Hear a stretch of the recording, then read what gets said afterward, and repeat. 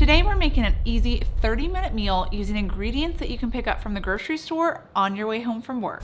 I'm sure you've heard of those popular ham and cheese sliders. Well, today I'm going to show you how to make an Italian version, and we're going to make these ones low carb. The first thing you need to pick up from the grocery store are some keto rolls. If you're lucky, your grocery store will sell some low carb dinner rolls. If you're not so lucky, then just pick up some keto hot dog buns. These do contain gluten, so if you're gluten-free, then check the freezer section because they might have some low-carb, gluten-free keto rolls there. Slice the bread down the middle to create two halves, a bottom half and a top half. Then place the bottom half in the casserole dish so that it fits the bottom buns. Next, head to the cheese section and grab a block of Asiago cheese. If you didn't want to get that fancy tonight, you could substitute with mozzarella cheese or Parmesan cheese. I realize those don't taste anything alike, but there was this one time my Instacart shopper substituted mozzarella cheese for Parmesan cheese, so I figured she must know something that I didn't. I'm not sure what that was. Maybe it had to do with the fact that they both pair well with Italian flavors.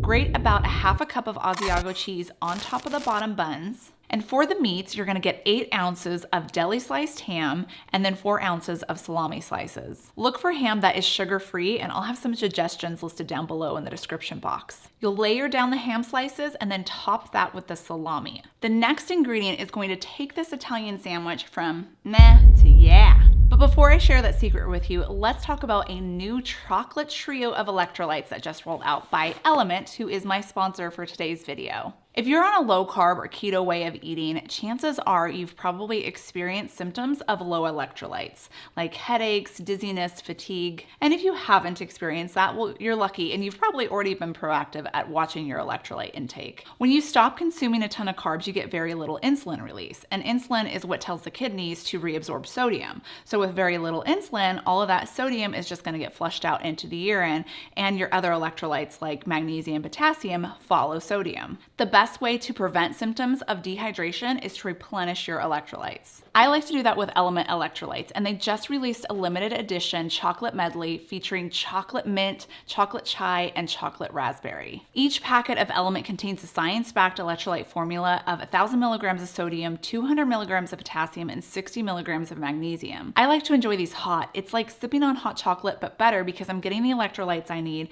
plus there's 1 gram of carb per packet. Right now, Element is offering my viewers a free sample pack with any order. It's a great way to try 8 of their flavors free with any of your Element orders. Get yours at drinkelement.com/ketofocus. This deal's only available through my link, and it's a great way to try Element risk-free because if you don't like it, then you can just give it away to one of your friends that you think will, and Element is going to refund your money, no questions asked.